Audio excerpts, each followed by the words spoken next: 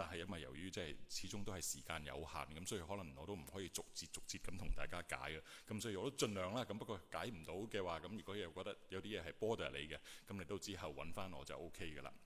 咁呢，我哋今日睇嘅經文呢，係第3章第1至到18節，第3章1至到18節。咁但係呢，我知道大家呢都記得啦，上個禮拜其實我哋係未講晒第2章嘅。咁樣呢，一方面我哋唔夠時間啦，第二方面呢，就係因為我預備嘅時候啊，喺上個禮拜發覺喺嗰個位斷呢，如果喺第17節嗰度斷嘅時候呢，好似唔係好恰當嘅原因係因為原來嗰一節呢，即係由12節到17節呢度呢，有好多嘅資料。咁我諗下，與其塞咗一大堆嘢喺最尾嘅時候講，咁不如開一個新嘅堂嘅時候講啦咁樣。咁所以呢，今日呢，我哋會講慢少少，所以呢，亦都有可能係講唔晒嘅。不過係唔緊要嘅，我哋即係始終都會講晒嘅咁樣。咁呢，我哋今日呢，係睇第3章1至到18節，不過我哋係由第2章11節開始睇起，因為我哋上個禮拜冇睇到。嗱，咁樣呢，我哋喺上一堂呢做一個好快嘅回顧啦。我哋 so far 呢睇咗呢，保羅呢為佢自己嘅行程啊，因為佢個行程呢本來應承咗去哥林多教會噶嘛，點知又冇去到喎。咁喺度改變咗行程嘅時候呢，咁佢就為自己去辯護啊。不過呢，佢自辯嘅方法呢，即係佢自己去為自己辯護嘅方法呢，係好特別嘅喎。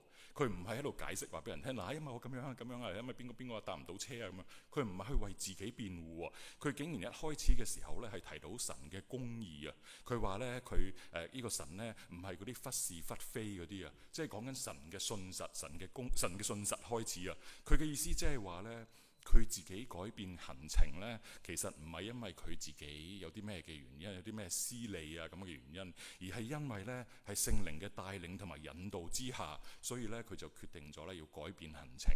咁但係啊，如果我哋信嘅神或者保羅所講嘅神係信實嘅話，咁哥林多人都應該信得過呢個神嘅安排啦，係嘛？即使保羅要改變行程嘅話，都似乎唔係咁大問題啊，唔需要咁多懷疑啊咁樣。咁保羅呢就咁樣去解答咗點解佢要改行程呢樣嘢啦。跟住呢，保羅有提到佢咧自己，佢話佢可以用自己嘅良心去做見證啊，就係話咧佢冇按照原本嘅計劃去哥林多教會咧，其實咧最重要嘅原因係為咗寬容佢哋啊，寬容呢個哥林多教會，因為哥林多教會咧有一啲嘅唔好嘅事情發生咗，其實係俾個機會佢哋悔改啊。咁所以咧，保羅咧係話我唔去你嗰度咧，其實係俾個機會你寬容，即係寬容你哋，俾個機會你去悔改啊。不過佢呢個寬容，呢個去俾個機會去嗰啲悔改嘅人咧，去改過呢個咁嘅模式咧，佢就用咗嚟咧去講另外一樣嘢。之後咧就係佢話咧有一班人咧喺教會裏邊咧就係佢哋犯咗啲錯，咁之後咧佢哋悔改啊。咁悔改嘅時候咧，保羅咧就話其實咧即係佢勸勉佢哋要呢個教會應該接納翻佢哋啊，接納翻呢一班犯咗錯之後又悔改嗰一班嘅人。所以某個程度上，其實佢係將自己對哥林多嗰個嘅饒恕咧，即係去話俾人聽嗱，我就係咁樣做㗎啦。咁樣你哋對於教會裏邊犯咗錯嗰啲人咧，你都可以咁樣去饒恕佢啦咁樣。所以咧，我哋其實喺上一堂咧有幾樣嘢可以睇到嘅。第一咧，我哋睇到咧就係如果咧，即係只係俾人誤會咗嘅話呢，其實保羅係唔會出嚟自辯嘅，因為保羅我哋上次睇咗段經文呢，就係講保羅話其實我都唔係好 care 人哋講乜嘢嘅，因為即係你講我乜嘢冇咩所謂。不過呢，因為其他人對佢嘅攻擊、對佢嘅誤解呢，佢覺得係影響到福音啊，佢所傳嘅福音，所以呢，佢覺得一定要出嚟去澄清呢一樣嘢。所以當佢面對呢啲嘅誤解啊、呢啲指責嘅時候呢，佢出嚟之所以講即係去澄清嘅原因呢，其實並唔係去為咗自己嘅名聲，而係為咗神嘅福音工作。原來保羅呢，作為一個使徒呢，佢將首位放喺最重要嘅嘢呢，就係神嘅福音工作，並唔係話自己嘅名聲。我哋講咗呢，哥林多即係嗰個嘅場景就係好多人好注重自己嘅聲譽噶嘛，即係我要爬上去噶嘛，喺個社會嘅階梯上邊，所以我個名聲好重要啊嘛。但係保羅作為一個使徒，佢嘅 priority 佢嘅首要嘅係神嘅福音工作，唔係話俾人聽。你睇下我係使徒裏邊幾叻嗰個，你睇下我講嗰啲嘢就係我梗係啱啦。唔係，佢唔係喎，佢唔係為咗自己辯護。呢個我哋第一樣可以睇到係為咗神嘅榮耀。不過呢，最後呢，我哋上一次堂喺個上一堂呢，最尾嘅時候呢，都講咗呢，保羅呢，佢作為一個使徒啊，佢呢係喺佢嘅生命上邊去效法咗耶穌基督嘅意思，即係咩呢？如果大家記得我哋喺第二堂嘅時候呢，講到呢個第一章啊，講到呢一個嘅安慰啊，記唔記得有個安慰嗰個字不斷喺咁重複幾廿萬次嘅呢？保羅話，因為佢得到神嘅安慰，所以佢就用呢個安慰去安慰其他嘅人。而同一時間即係用神嘅安慰去安慰其他嘅人，而其他嘅人得到呢個安慰之後，亦都會去安慰佢哋身邊嘅人。同一道理，當保羅經歷咗饒恕嘅時候，佢寬容哥林多教會嘅時候，佢亦都期望哥林多教會去咁樣去對佢哋教會裏邊犯咗錯而悔改嘅人。所以呢，保羅一個嘅作為一個使徒呢，佢真係喺生命上去效法緊主耶穌基督啊！而到咗今日呢，我哋要睇嘅經文，即係我哋上次未睇完嘅經文呢，係第二章第12至到第13節啦。保羅呢就提咗佢寫哥林多後書，即係我哋睇緊呢卷書卷啦，之前發生嘅一段嘅旅程。其實我都同大家講過幾次啦。不過嗰個背景其實係點樣呢？就係話保羅呢，記唔記得我話佢寫咗一封好嚴厲嘅信啊？即係好惡嘅信咧，好嚴厲嘅信去指責呢一個嘅哥林多教會裏邊一啲嘅問題。咁佢寫咗呢封嘅嚴厲嘅信嘅時候咧，就即係託咗呢個提多咧。咁提多咧同工咧就帶咗去呢個哥林多教會入邊喎。咁希望咧就即係將呢封信交俾佢哋啦，希望咧佢哋有啲悔改啦。咁不過咧嗰啲言辭咧就好嚴厲啊。咁跟住咧佢咧。提多就遞咗封信去，唔係遞，即係佢送一封信去呢個哥林多教會嘅時候呢，咁呢，保羅呢就約咗阿提多，佢呢就喺呢個特羅亞呢個地方呢就會相會啊。咁當呢個保羅呢喺特羅亞見到呢個嘅提多嘅時候，就會問下：喂，點啊？你遞咗個封信俾哥林多教會嘅時候呢，咁哥林多嗰啲人嘅反應點樣啊？佢哋有冇改過啊？因為佢哋真係覺得好憂傷啊！又話點樣啊？係咪真係好泄氣啊？咁樣本來係咁樣嘅，約咗提多喺嗰度見面，喺個特羅亞地方，但係呢。喺即係頭先講一大堆嘢咧，其實就係喺12節裏邊啦。佢話我從前為基督嘅福音到咗特羅亞，就係嗰一段嘅時間，就係佢約咗提多去到呢個特羅亞嗰度見面。咁佢喺度等緊提多喎。咁但係點知咧，等咗好耐咧，提多都未到喎。而但係喺呢段時間裏邊咧，保羅話咧，佢為基督嘅福音咧去咗特羅亞，主給佢開咗門喎。主給他開咗門，呢個呢係佢第二次咁樣用呢個嘅字，開咗門。保羅呢好似好清楚咁樣知道呢，佢所做嘅福音工作呢，即使可以成功又好，點都好呢，其實係因為神喺背後有工作喺入邊。原來神背後係工作緊嘅，原來神喺背後開門同佢，而唔係佢自己嘅技能同埋一啲嘅才幹啊，一啲嘅可能受幾多教育啊咁樣。嗱，記住哥林多嘅場景嚟嘅，呢個係即係個個都要我好叻噶嘛，係咪？但係保羅係話俾你知，我知道背後工作嗰個其實係神，唔係因為我自己嘅努力，係因為神開咗呢一道門啊！呢一個其實都係哥林多後書一個好重要嘅信息。保羅佢點樣去睇自己嘅侍奉呢？又或者我哋可以諗下，我哋服侍神嘅時候，我哋係咪都係有同一樣嘅心態呢？當我哋嘅侍奉有啲果效嘅時候呢，可能開佈道會有好多人信主啊，又或者唔知點樣搞咗個唔知咩乜崇拜，哇！嗰個 arrangement 好好喎，個個人都讚嘅時候，我哋會唔會覺得即係其實都係我哋自己叻啫，而唔記得咗將榮耀係歸翻俾上帝呢？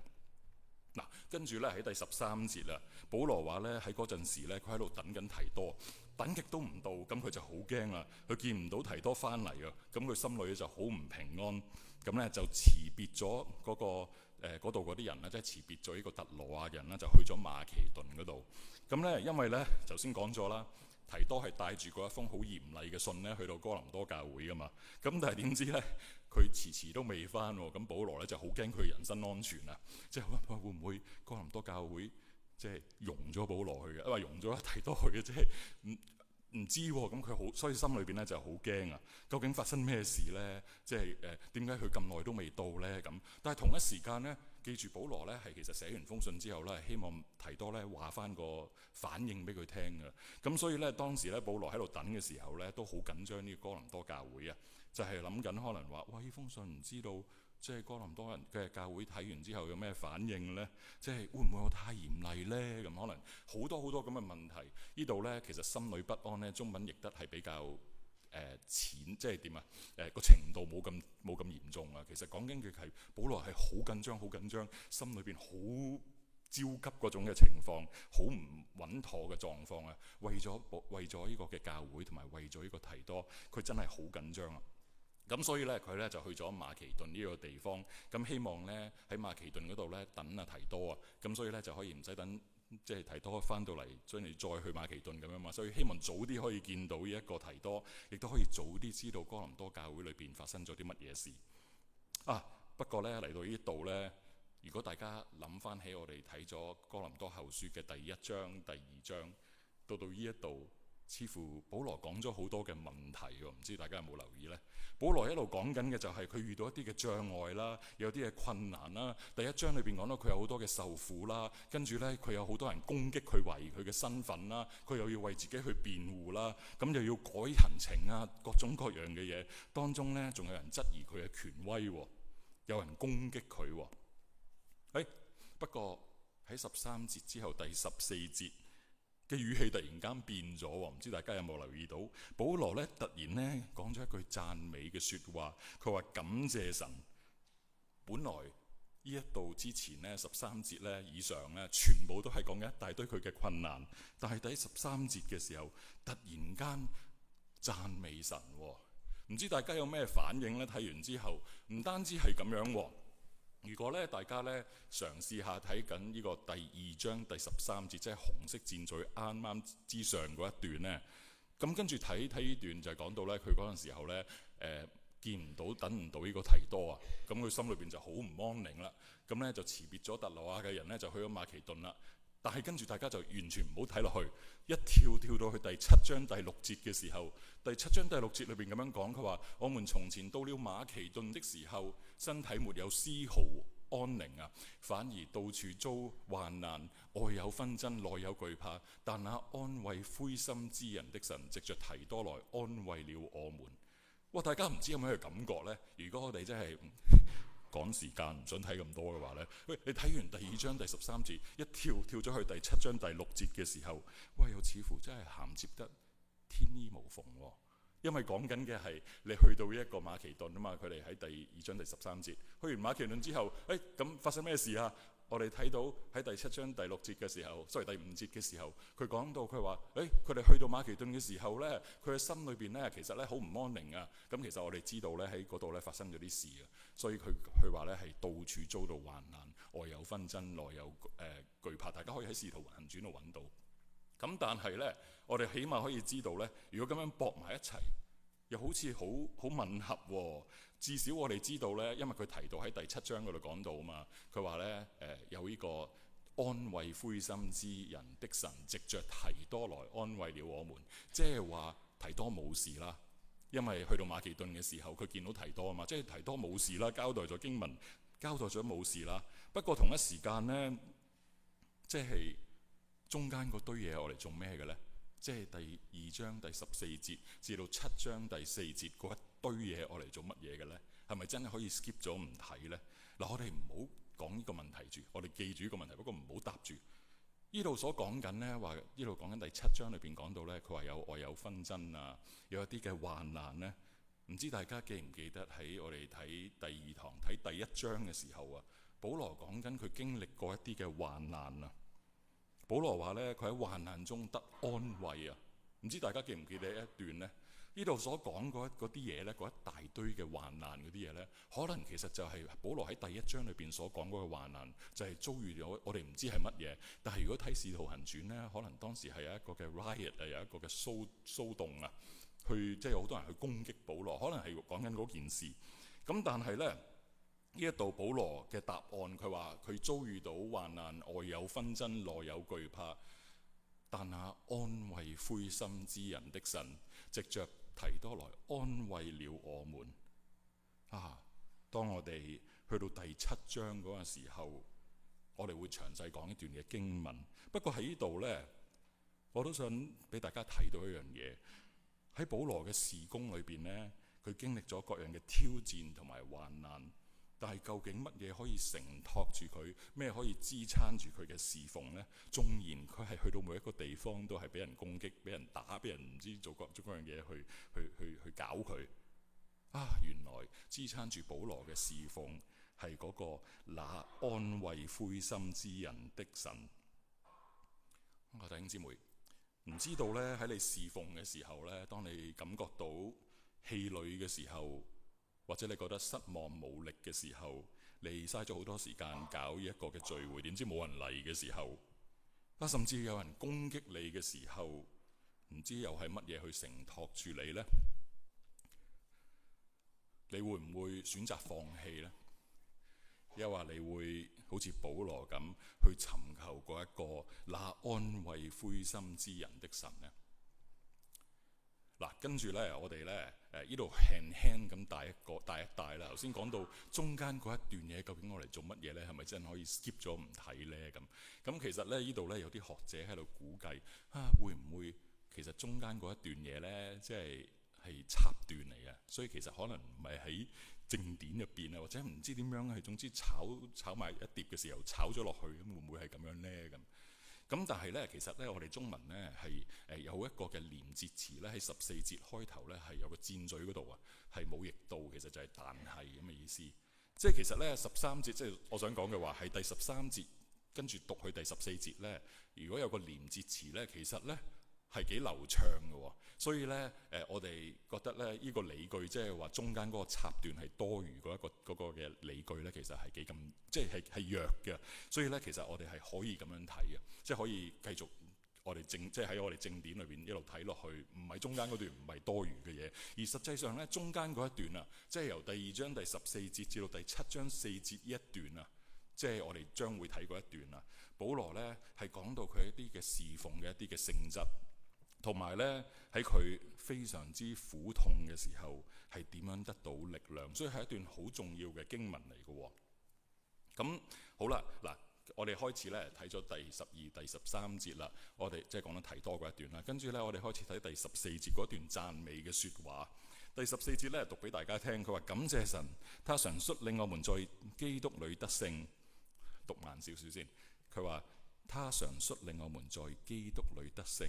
並藉着我們在各處顯揚那因認識基督而有的香氣，因為無論在得救的人或在滅亡的人當中，我們都是基督馨香之氣，是獻給神的。對滅亡的人就是死而又死的氣味，對得救的人這是生而又生的氣味。這些事誰能當得起呢？係咪？誰能當得起呢？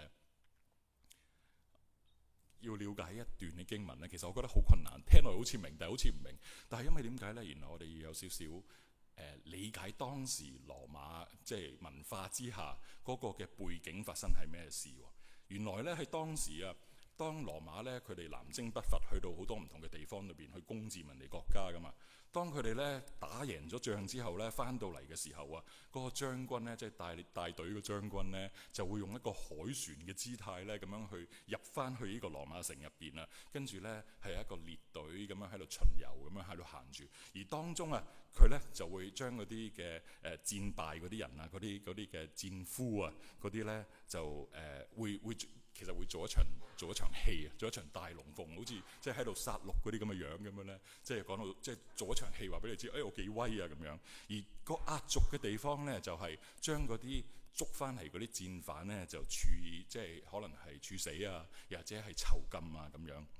咁咧或者可能去帶佢哋去刑場嗰度去將佢哋處斬啊咁樣。咁但係咧喺呢個巡遊呢一個嘅即係海船歸來嗰個巡遊裏邊咧，喺嘅街道上好多時候咧都會係有一啲嘅花種咗好多，有好多人拎咗啲花啊、鮮花，又或者燒一啲嘅香啊咁樣出嚟嘅喎。咁咧呢啲花咧、呢啲香咧，當嗰個巡遊隊伍經過嘅時候咧，就大家都會聞到好香嘅氣味啦。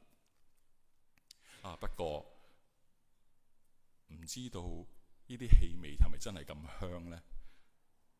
如果你係嗰個打勝仗嗰個軍人嗰個將軍呢，可能你會覺得呢個係一個勝利嘅香氣。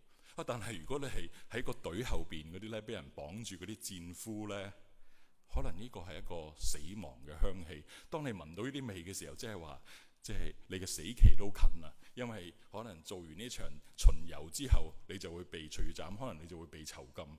所以對唔同人呢一啲所謂嘅香味呢，呢啲燒嘅香，呢啲嘅花呢，對唔同人可能有唔同嘅意思嘅，有唔同嘅理解。咁所以呢，喺呢度當有咗咁嘅明白之後，我睇翻今日嘅經文，佢話呢一個嘅香氣究竟係咩香氣呢？佢話對於滅亡嘅人呢，係乜嘢啊？係死而又死嘅氣味。對於嗰啲得救嘅人呢，係生而又生嘅氣味，就係咁嘅意思啊！即係話保羅講緊啊，佢話信咗同埋即係接受咗耶穌嘅人啊，耶穌基督嘅人啊，對於基督馨香之氣就係生而又生嘅氣味。但係對於嗰啲唔信嗰啲人，呢個就係死而又死嘅氣味。跟住呢，即係保羅呢，就用咗一個嗰個頭先嗰個將軍巡遊嗰個嘅景象呢，就形容呢點樣呢？神呢係藉住佢呢，同埋其他嘅使徒啊，去將耶穌基督嘅福音喺各處去顯揚。縱然保羅喺佢呢個即係宣講福音喺佢嘅事工上邊啊，係多次受到攻擊、受到責打或者受到唔同嘅危難。不過呢，佢喺度講緊，佢話神會率領使徒佢哋喺基督裏得勝。可能呢一個就係一個嘅盼望喎，對佢哋嚟講。跟住呢，保羅咧問咗一個問題。保羅咧問個問題咧，即係講頭先個咩生而又生、死而又死嗰個氣味嘅時候咧，佢就問咗一個問題。佢話：這些事誰能當得起呢？呢一個咁重要嘅任務，究竟邊個可以做呢？將一個基督馨香之氣去帶到去唔同嘅地方，究竟邊個可以做呢？喺第17節，保羅講啊，佢話：我們不像許多人把神的道當商品販賣，而是由於真誠，而是受命於神，喺神面前憑着基督講道。保羅呢喺度呢，將佢自己嘅事工呢，同其他即係嗰啲把神的道當商品販賣嘅人分別咗出嚟。原來佢嘅事工呢，唔係好似嗰啲其他人咁當神嘅道係商品販賣嗰啲人呢，即係咁樣嘅，係出於真誠，唔係為咗去討好人，而係受命於神。講緊其實都係講緊佢自己嘅身份。佢唔係嗰班即係攞呢個福音去做，即係去俾錢收錢嗰啲去講道嗰啲人啊，去講人哋中意聽説話嘅人，而係佢係出於真誠，佢係受命於神嘅一個榮耀嘅侍奉嚟嘅。跟住呢，去到第3章啦，我哋第3章呢，即係其實今日就係睇我哋要睇嘅經文啦。但係其實點解我頭先話喺呢個位 cut 呢？其實唔係幾好，因為其實第3章同第2章尾呢，其實係連住嘅。咁所以呢，其實喺今日咁樣 cut 法呢，其實係唔係幾好？應該係由第2章睇落去咁先好。咁第3章呢，係繼續咗第2章裏邊呢嘅論點啊。喺呢度呢，保羅呢討論咗有關於一個推薦信啊，即係一個 letter of recommendation 嘅問題。我哋咧可以想像咧，當時咧即係想像嘅就因為重構好多嘅故事，即係好多嘅資料唔夠。但係咧，保羅無端端喺度講緊呢個嘅推薦信嘅問題，可能咧即係可以想像當時教會啊，可能有啲人喺度質疑保羅或者批評保羅。佢話：喂，點解個個人都有推薦信㗎？咁你嗰份咧，你個推薦信係咩？邊個推薦你嚟㗎？咁嗰啲咁嘅樣，我哋唔知道啊。但係應該可能有咁嘅情況。咁但係啊，一個背後可能更加深嘅問題，或者更加重要嘅問題，問推薦信嘅時候嘅問題，可能其實就係話，究竟係乜嘢令到保羅有呢個使徒嘅身份？究竟點解佢係有呢個合法性呢？有呢個使徒嘅合法性呢？咁樣咁保羅就反問喎，喺第一節啊，第3章第1節，佢話：難道我們又開始推薦自己嗎？你覺得保羅係咪需要自我推薦呢？保羅係咪需要自我推薦呢？喺呢度呢，保羅描述咗某些人啊，佢話教會裏邊呢，有某些人，佢哋咧要用人哋嘅推薦信去介紹俾哥林多教會。同一時間啊，呢一啲人呢，呢啲某些人呢，亦都係用教會嘅推薦信，即係哥林多教會嘅推薦信呢，去俾其他人。有啲人係要呢啲咁嘅推薦信，但係保羅需唔需要推薦信呢？其實咧，保羅喺第2節裏邊咧解咗嘅喎。咁咧，保羅咧喺第2節佢話解釋咗咧，佢使徒嘅身份係點解合法咧？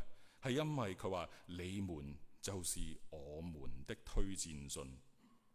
保羅其實係唔需要推薦信嘅原因係因為咧，佢話哥林多教會就係佢嘅推薦信。點解咧？因為呢一封嘅即係其實唔單止係咁啊。佢話你哋係我嘅推薦信咧，佢仲講埋佢話你哋係寫在我心裏，被眾人所知道、所誦讀的。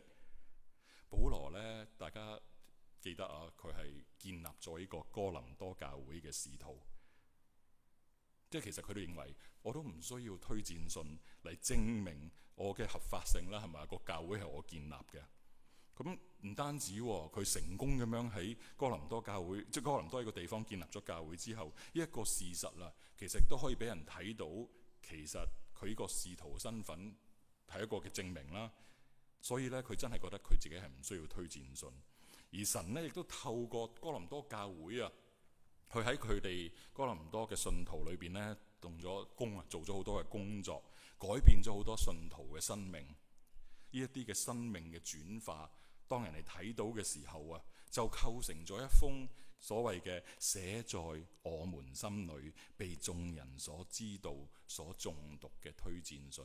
當人哋睇到哥林多教會得到福音之後，生命得到改變嘅時候，呢一封就係寫在佢哋心裏邊，眾人所知道、所誦讀嘅一封嘅推薦信。跟住第3節啦。第3節咧，佢話：而你們顯明自己是基督的書信，藉着我們寫成的，不是用墨寫的，而是用永生神的靈寫的；不是寫在石板上，而是寫在心板上的。保羅喺呢度話咧，呢一封嘅推薦信啊嘅作者其實係基督。透過咧保羅嘅侍奉，即係保羅喺嗰度建立教會去傳福音啊，咁樣咧，透過佢嘅侍奉咧係寫成嘅一封嘅推薦信。不過作者係耶穌基督。係有生命力，係聖靈寫成嘅，寫咗喺信徒嘅心板上，而唔係寫喺石板上。講起石板，大家諗到乜嘢呢？大家可能會諗起第一件事就諗起喺舊約裏邊，即係耶和華喺西乃山上邊咧頒布咗，即係透過摩西咧頒布咗律法俾一個嘅以色列人，一個嘅誡命，即係嗰個律法嘅法版誡命。而提到心版，大家又諗起乜嘢呢？如果大家熟悉以西結書，可能就會記得寫喺心版上，其實反映咗喺舊約裏邊神應許咗會有一個新嘅約。所以咧，保羅喺呢度嘅意思其實係話喺舊約裏邊所應許嗰個嘅新嘅約啊，係藉住保羅同埋其他嘅使徒嘅侍奉喺嗰度傳福音啊、建立教會啊咁樣，已經喺哥林多教會裏邊實現咗啦。所以咧，其實咧，保羅咧喺呢度，佢話佢唔需要推薦信。不過其實睇到你哋嘅生命改變，仲唔係一個好好嘅推薦信咩？睇到你哋咁樣嘅改變，其實係好明顯係即係神動工啦咁樣。咁跟住保羅咧就跟住咁講啦，喺第4節裏邊啊，佢話我們藉着基督才有神，即係才對神有這樣的信心。並不是我們憑自己配做什麼事，我們之所以配做是出於神。他使我們能配作新約的執事，不是文字上的約，而是聖靈的約。因為文字使人死，聖靈使人活，聖靈能使人活。保羅嘅信心呢，係出於神，使到保羅同埋其他嘅使徒 qualify 啊，令到佢哋配作呢一個新約嘅執事。並唔係話佢哋自己幾叻，頭先講過啦已經。佢唔係從來都唔係講緊自己有幾叻，一路都係講緊我之所以做到呢啲嘢，我之所以有信心，並唔係因為我有幾多嘅教育，我嘅口才點樣叻，而係因為神使到我同埋其他嘅使徒配得去做一個新約，即係新約呢。唔好諗係 New Testament 住，其實你可以係一個 New Covenant， 一個新嘅約咁樣係啦。咁樣呢，佢保羅話：唔係我自己配得啊，而係神令到我配得啊，又係將榮耀歸翻俾神，又係將榮耀歸翻俾神。然後咧，保羅咧就對住呢個舊嘅約咧，即係 Old Covenant 咧，同埋呢個新約咧，就做咗一個嘅對比啊。即係文字上嘅約咧，其實你可以諗下係律法啦，可以當係。咁跟住聖靈嘅約就係新嘅約所講嘅 New Covenant 啊。咁但係保羅喺度話，佢話舊約即係舊嘅約係文字上嘅約，文字係使人死，律法係使人死。我哋一陣會解答呢個問題。不過律法點解會使人死嘅呢？跟住聖靈嘅約係能夠使人活。嗱，咁跟住呢，喺呢度呢，我都想，因為呢個跟住我哋會睇一大段嘅經文啦。咁呢一大段嘅經文呢，想俾少少嘅預告俾大家睇下，我哋將會講啲咩先。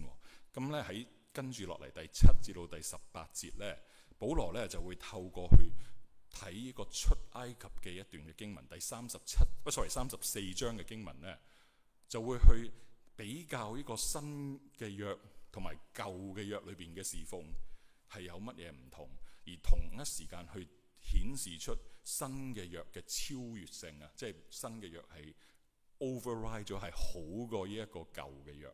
嗱，記住咧，係一個出埃及記第34節，所以第34章。所以咧，大家咧一陣咧睇嘅時候咧，就記住有一個咁嘅框架，佢其實就係比較緊新嘅約嘅侍奉同埋舊嘅約嘅侍奉，而佢用嘅方法、用嘅理據咧，就係去睇、去詮釋呢個34章啊，出埃及記嘅34章。嗱，保羅咧喺度咧跟住落嚟嘅經文咧，佢嘅主要嘅目的咧，其實咧就係要強調佢自己所受託付嘅係一個榮耀嘅侍奉。並且咧，佢將會解釋，我哋經文裏邊會睇到咧，佢將會解釋啊。儘管佢面臨咗好多嘅困難、好多嘅挫折、好多嘅 attack 嘅時候咧，佢都冇灰心。而其中最主要原因就係因為佢睇到一個嘅侍奉係一個榮耀嘅侍奉。嗱，好啦，跟住咧，我哋咧就可以慢慢咁樣讀跟住落嚟嘅經文。大家可以留意下咧，保羅咧係點樣去描述呢個新嘅約同埋舊嘅約。即係我用咗唔同顏色㗎啦，其實已經。保羅咧咁樣講啊，喺第7節裏邊咧，佢話呢個咧係用字刻在石頭上屬死的侍奉，尚且有榮光，以致以色列人因摩西面上那逐漸退，sorry 睇唔到嘅我自己都，那逐漸退那對色的榮光，不能定睛看他的臉。那屬聖靈的侍奉，不是更有榮光嗎？若是那使人定罪的侍奉有榮光，那使人稱義的侍奉的榮光就越發大了。那從前有榮光的，因這更大的榮光，就算不得有榮光了。若是那逐漸退色的有榮光，這長存的就更有榮光了。嗱，大家可以聽到好多個榮光啊。咁但係呢，其實即係留意下唔同嘅顏色嘅地方喎，大家可以睇到保羅嘅用字啊，即係佢講到嚟話咩刻在石頭上屬死嘅侍奉啦，又講到一個屬聖靈嘅侍奉啦，跟住又講到那使人定罪嘅侍奉啦，又講到呢個使人稱義嘅侍奉，即係喺度對比緊新同埋舊啊。咁又講到呢個會漸漸退色㗎啦，咁又講到一個會長存嘅一個侍奉。咁所以保羅咧其實喺度對比緊啊。咁樣咧喺呢度咧，保羅心中咧，頭先講到咧，佢應該係解緊呢個出埃及記咧第34章。喺出埃及記34章29節開始咧，大家我諗好熟悉呢段經文啦，就係講到咧，即係呢個摩西喺西奈山嗰度咧，去攞咗一個嘅兩塊嘅法板啊。咁跟住咧，佢攞完塊法板之後咧，塊面會發光啊。咁但係佢自己唔知道喎，咁走咗落嚟。咁跟住咧，嗰啲人咧就即係驚咗佢啊咁樣。咁樣咧，我哋唔詳細睇呢段嘅經文啦。但係咧，呢一度嘅咧係神透過咗摩西咧，係向呢個以色列人去頒布誡命嘅一段嘅記載。摩西收到呢兩塊法板就係發光啦塊面咁樣，但係佢自己唔知道。咁咧呢度咧就係講緊呢一個摩西嘅侍奉同埋保羅嘅侍奉。頭先將嗰啲紅色字藍色字咧就拎咗出嚟嘅，即係摩西嘅侍奉係屬死㗎啦，咁跟住使人定罪㗎啦，逐漸褪色㗎啦，同埋係有榮光。咁但係保羅嘅侍奉咧就係屬聖靈嘅啦，使人稱義嘅啦，長存啦。但係頭先嗰個摩西嘅侍奉，即係律法咧係有榮光。咁因住咁樣，保羅嘅侍奉咪更加有榮光咯咁樣。咁所以咧，你可以大家睇到保羅啊點樣將自己嘅作為啊，即係佢自己作為呢個新約嘅執事啊，頭先講到嘅侍奉啊，去比較起呢個舊嘅約裏邊嘅侍奉，係摩西嘅侍奉，似乎佢講緊嘅係呢個新嘅約嘅侍奉係更加超越、更加優勝啊！嗱，跟住咧去到第12節啦。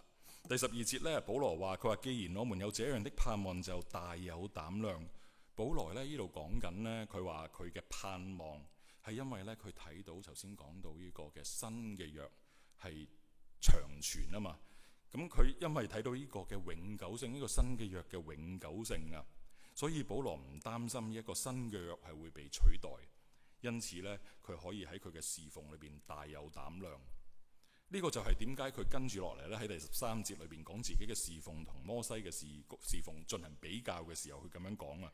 佢話唔係好似摩西將呢個面紗蒙在臉上，使以色列人呢不能定睛看那逐漸褪色的榮光嘅結局。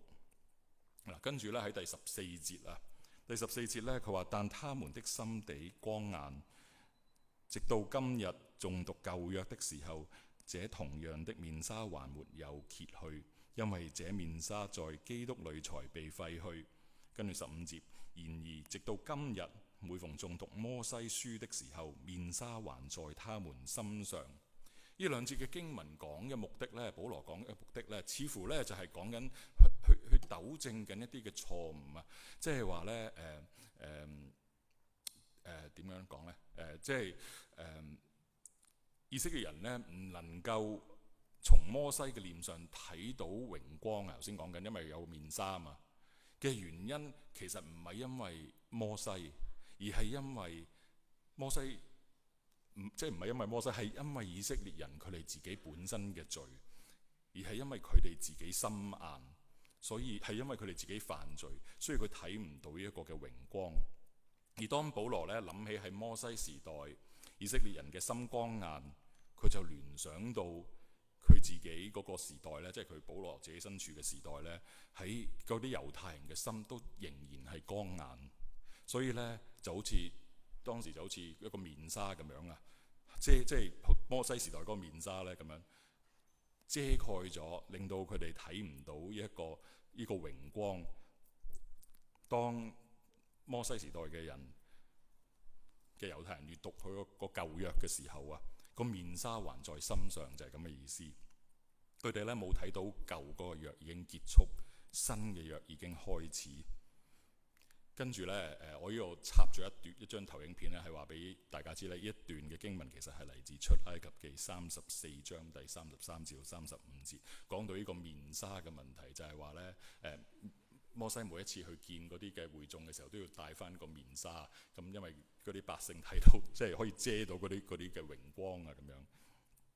咁咧，但係咧，佢哋咧第16節啊，講到咧，佢話咧但他們的心何時歸向主，面紗就何時除去。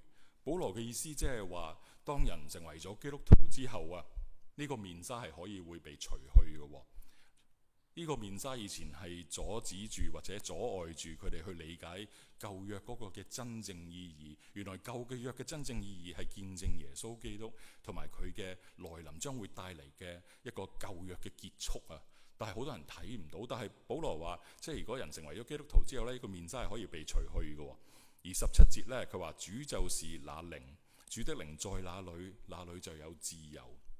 呢度呢，其實對比咗喺聖靈之下嘅新嘅約，同埋律法之下嗰個舊嘅約啊。喺新約之下呢，聖靈呢就係嗰個運行嗰個嘅力量啊，嗰度就有自由啊。但係呢，喺舊嘅約之下呢，律法就係一個束縛。大家唔知記唔記得頭先我講過呢？佢話即係舊嘅約呢係即係文字呢係使人死嘅。點解律法會使人死嘅呢？咁其實因為呢，如果你可以想像一下，當如果我諗其實大家都可能明白嘅啦，已經就係如果我哋喺活喺舊嘅約之下，我哋係要透過去遵守律法去尋求上帝面前得到悅納嘅時候，咁咪冇自由咯。因為我哋有邊一個人係可以真係100%去滿足律法嘅要求呢？所以呢，如果我哋真係跟從律法，即係舊嘅約嘅話呢，我哋真係死路一條。我哋唯一可以得到嘅可能就係神嘅譴責，因為我哋根本就遵守唔到嗰啲全部嘅誡命。不過喺聖靈呢個新嘅約之下就有自由，因為我哋嘅罪已經得到寬恕，因為我哋透過耶穌使到我哋可以稱義。而跟住第18節啊，最後一節佢話：既然呢，我哋眾人呢已經係揭去咗面紗嘅臉，得以看見主嘅榮光，好像從鏡子裏邊去反照，就變成咗與主有同樣嘅形象，榮上加榮，如同主嘅靈變成的。其實咧，保羅咧係未講完嘅，但係因為我哋嘅課堂已經完，咁但係因為咧佢係連住跟住第4章係繼續講落去，我哋下一次會講。不過咧，我想喺即係 conclude 今日嘅堂之前咧，都想睇下我哋究竟睇咗啲乜嘢喎。原來保羅咧之所以咧喺佢嘅傳道生涯裏邊咧受到咁多嘅苦難、咁多嘅攻擊、咁多嘅各種各樣嘅困難嘅時候，佢都可以繼續去 sustain 住佢啊，可以繼續支撐住被承托住嘅一個原因啊，係因為佢明白上帝透過佢所完成嘅一個嘅榮耀嘅一個嘅侍奉，呢一個係一個好榮耀嘅侍奉啊。唔知道弟兄姊妹，當你咁樣睇你每一日去做，無論好似好微小嘅一個嘅侍奉嘅時候，唔知你覺唔覺得喺你嘅場景，喺教會入邊，或者喺你嘅家庭，甚至喺你嘅社區入邊，當你去服侍上帝嘅時候，你係咪都係參與緊神呢一個嘅榮耀嘅侍奉呢？咁咧呢個咧就係下個禮拜嘅功課，就係其實只係睇第4章啫。不過你可以嘗試咧由第2章尾，頭先我哋開始睇嘅時候，一路一口氣咁樣睇落去咧，睇到第4章尾，甚至再睇多啲，睇到第7章之前嘅，咁咧可能大家咧就會比較明白我依家今日講緊啲乜嘢。因為咧其實呢個係一大嚿一大段嘅嘢，係講緊保羅嘅侍奉啊。所以如果大家咧有機會嘅話，都可以睇多少少，同埋咧有少少嘅問題咧，希望可以咧大家可以去思考一下嘅。好啦，咁今日嘅主學咧就到呢一度。Thank you。